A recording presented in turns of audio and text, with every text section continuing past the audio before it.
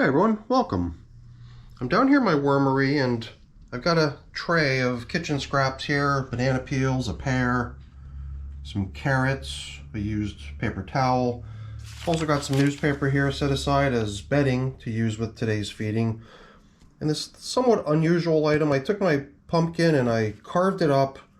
All the seeds were left out to dry, but only for about a day, and then I think I made the mistake of perhaps a little too soon placing them into this jar and closing the lid. And I think the remaining moisture in those seeds caused them to start getting moldy. And I figured rather than using this as an ingredient in a future batch of worm chow, I'm just going to pulverize it right away, feed it right to the worms. And it might seem like a bit much, but I figured let's just get rid of it. If there's a little bit of mold on there, I'm sure the worms won't mind. But I just didn't want to use that stuff as a ingredient in a batch of worm chow at some point in the future because of the mold on there already. I think the mold will be fine. The worms will probably just eat it. Then I'll use a little bit of vinegar to make sure that none of the mold remains on my little grinder or in that little jar. So these worms right here are the ones that are going to be tasked with eating those kitchen scraps. These little guys only got fed 10 days ago, and the bins are 16 weeks of age now. That's almost 4 months, and they're coming along pretty good. So even though they're probably not, due for a feeding, because it was only 10 days, I don't know. They got stuff like melons and strawberry bits. It's quite possible that they've already done away with the last feeding, so they're getting more. So let's get to work. So you might have caught a glimpse of my little information board earlier, and we've already covered most of the information on here: the age of the bins, the types of worms that live in here, the fact that it was 10 days ago when we last fed, melons, berry tops. I don't think that those types of foods are going to leave lots of leftovers. We might see some cantaloupe rinds, but who knows? Not sure quite what to expect after 10 days. That was the 10th feeding last time. Today's feeding is going to be number 11. Let's get to work. Over here in the middle, we had attempted to make one last go of using what had been the top covering newspaper. And even then, last time, it was already in fragments. But we figured, you know what, let's give it one more go at being the top covering. But we already knew at that time that its ultimate destination was just becoming more bedding for down within the feeding area. And, since we got a good bit of newspaper here all set to go, we can probably swap out the top covering pieces of newspaper in both bins with fresh ones. Feeding zone indicator, I don't think the other one's got one. And I don't have another one on hand to put in here.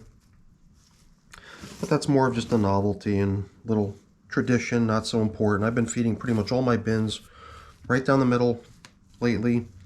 Although in the past I've done different experiments, like just sending the feeding zone from one side of the bin to the other on each occasion would be like that ping pong approach or back and forth. I've also gone to the trouble of always changing the corner of each feeding, and then even keeping track of what was fed in each corner and how many days ago that was, and that was kind of an interesting, kind of a high maintenance from a record keeping perspective setup, but it was interesting to watch for sure, because then you always knew exactly how long a piece of food had been in there, and it was also kind of uninterrupted by not having other newer foods placed right in alongside of it. You really got a chance to observe how a particular piece of food placed into one corner did for quite a long time until you got back to that corner after probably more than a month or whatever that was. A piece of pumpkin stem. Every bit of the pumpkin's getting used now. Pumpkin chunks. No pumpkin chunks for them today here, but most bins are getting a lot of that lately since I chopped up the pumpkin for making it into worm food portion little cubes, taking up space in my freezer as well as my outdoor freezer in my garage. But whatever, I just sort of grabbed a few random things that were sort of on the top of the pile. Those 2 banana peels that are that pear. I didn't bother going for a bag with pumpkin in it today. But they'll get some soon, I'm sure. Probably in the next feeding they'll get their fair share. Alright, now we're starting to bump into some leftovers, and usually when the cantaloupe rind is really floppy like a piece of cardboard or a piece of paper, that tells me all the melon's been chewed off of it. But here in the middle section, it's still kind of rigid because there's just a little bit more of that melon fruit stuck to that. Amazing. I really didn't think, well, no, I don't know what I thought. After only 10 days, I suppose seeing some leftovers like this was a possibility.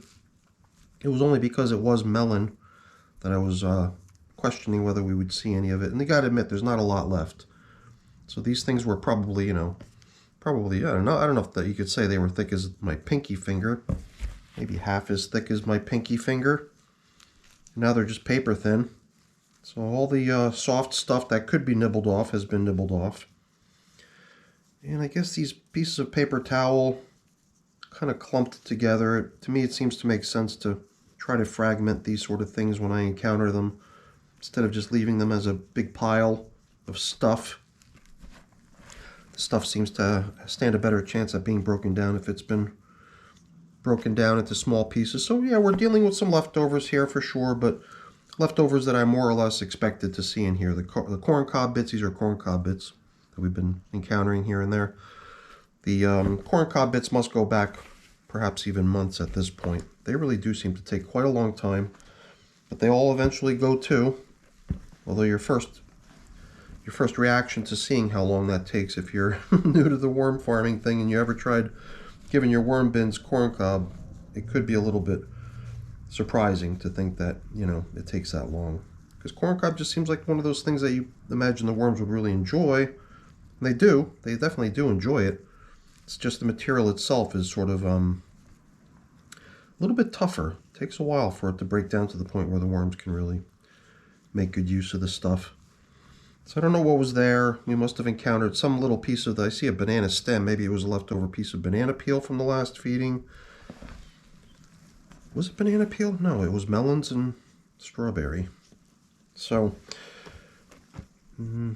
just the banana stems are sticking around. So any actual banana peels were probably long gone. All right, let's I don't know if we need to pick out every last piece of leftover, although I'm always curious to see how much is left from the previous feeding.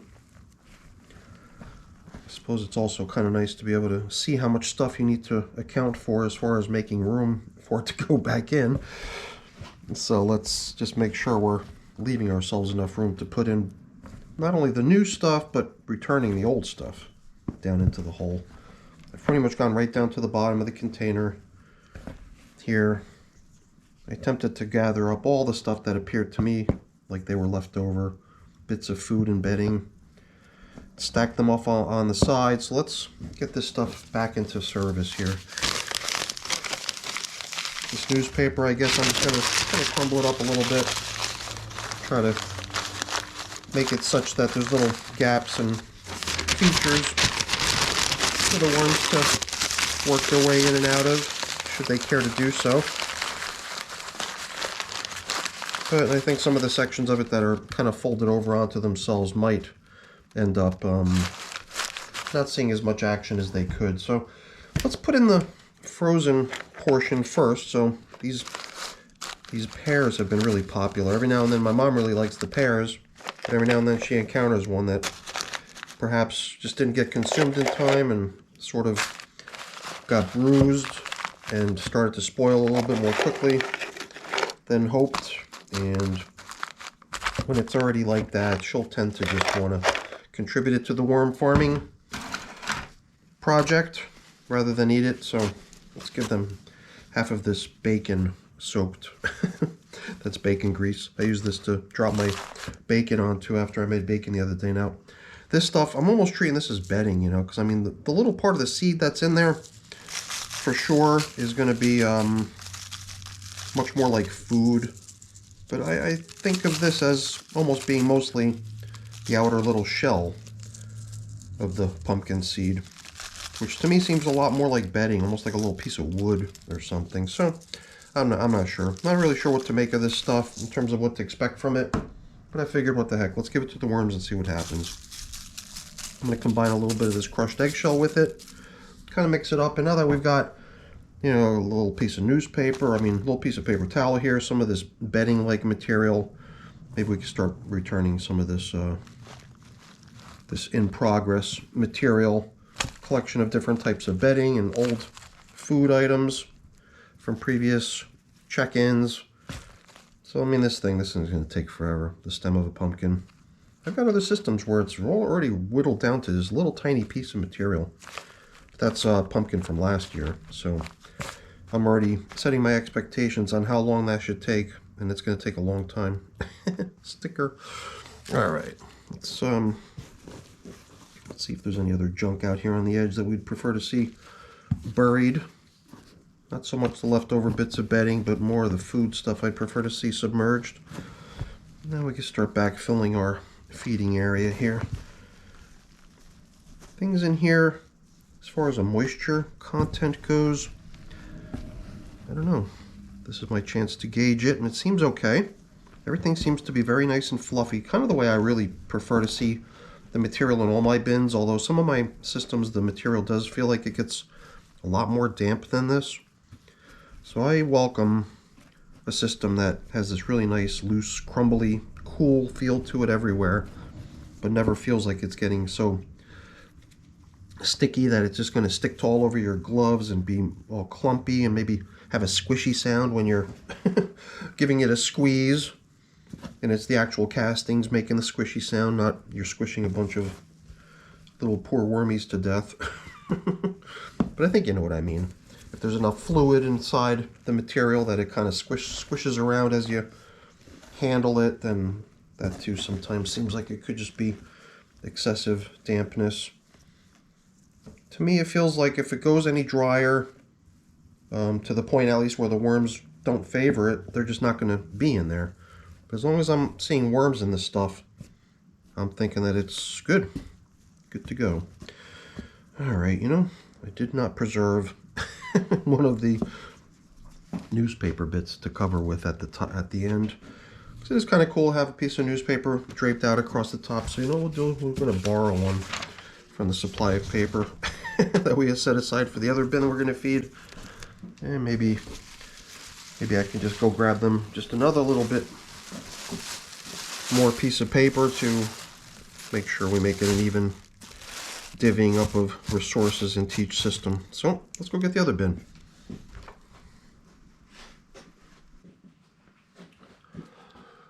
So there's not a lot of difference between these two systems. They were launched on the same day. They were launched with what's estimated to be the same number of worms in both boxes. So they should run pretty equally to one another. I guess one possibly noticeable difference you might have spotted if you're familiar with these bus boxes, that the other bus box is just a very, very slightly bit wider. This is what I consider the width, length, depth. So to me, I don't know, I like these little narrow ones because I'm able to fit 3 of them side by side on my shelving system. And as soon as I bring one of those slightly wider ones into the mix, it just doesn't fit as nicely or easily alongside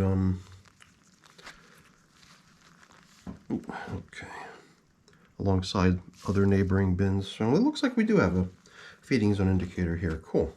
So we'll make sure we don't damage it in the process. And I'm even thinking, hey, we got a nice top covering piece of paper, which I like to see how much life I can get out of. So maybe we'll just not swap out the top covering paper this time. We'll just put it back into service and see how long it lasts before we need to swap it out. And we could grab all the rest of the paper and use it like we used it in the other system as bedding for the feeding. Alright, so like I said, both systems have been getting managed very similar to one another. That's the reason both of them have been supplied with a, a pumpkin stem. You can see this one worm right here retreating right down into the little burrow he's made for himself within the stem. He's pretty much retreated all the way in there. This little guy too, seems like they've somehow managed to find themselves a little access hole through the side, making their way down into the... Oh, this little guy's just kind of crawling underneath a fragmented little splinter there. I don't know why. It's always interesting to see how worms manage with a tougher piece of material that's going to take them forever, but still, they don't stop. They keep at it. And with the help of all the, you know, other little microorganisms in the bin, and the, you know, microbes and bacteria and everything else. Fungi digging their way down in there to help break this stuff down too. It all eventually gets consumed. Here too, a good bit of melon sticking to that piece of rind. Perhaps this bin just hasn't made quite as much of a meal out of the last feeding as the other one did. Here we got some paper towels that don't show many signs of wear. It just feels like it's almost like just folded over onto itself. Seems like it would definitely benefit from getting fragmented a little bit better than this. And yes, I'm doing such a good job of keeping my other hand clean by not helping. But I've become pretty handy. Oh, what an opportune word. I've become pretty handy with my one gloved hand working on these bins. It's almost like I could do this whole thing with my hand tied, one of my hands tied behind my back. Alright, so I think we've done a nice job ripping that piece of paper to shreds, and we got a good stack of leftover bits of all kinds of stuff piling up over here. But guess what? That's never been enough to dissuade me from backing away from an intended feeding. No, I don't think that's true. I believe there have been occasions, on a couple occasions at least, where I really felt like I was totally prepared to feed, and then I decided not to in the end because of a great number of leftovers. But I believe in those cases I didn't already have the food sitting here ready to go. In those cases I just still would have had to have gone to the fridge to get them some stuff, and then I just decided at that point that I wouldn't. But the fact that I've already pre-selected what they're going to be getting, and it's sitting right here, it's going in, regardless of how many leftovers we encounter. Lots and lots of folded up napkins and paper. Here I'm questioning whether I might want to deviate a little bit from what we did and maybe not use as much newspaper to complement the feeding as far as bedding to go in with the feeding, because it just feels like we've got so much here already.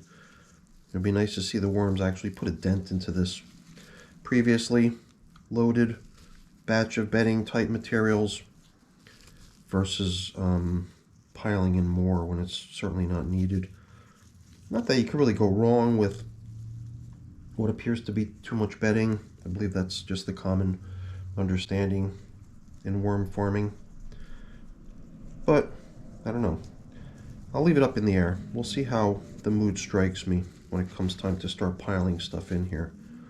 But I think you've seen that I've really torn up a lot of paper here, and whether I missed it in the other bin, whether there was maybe this much in the other bin also, or maybe that other bin is somehow making greater use of that stuff and has depleted it already, whereas this bin has not yet, and eventually will, but for whatever reason is falling a bit behind. I don't know what the real reason is.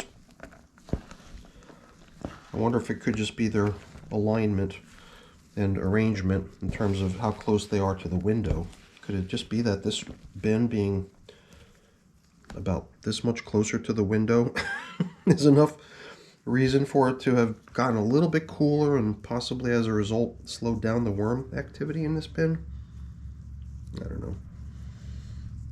There I go, trying to come up with rational explanations for my observations.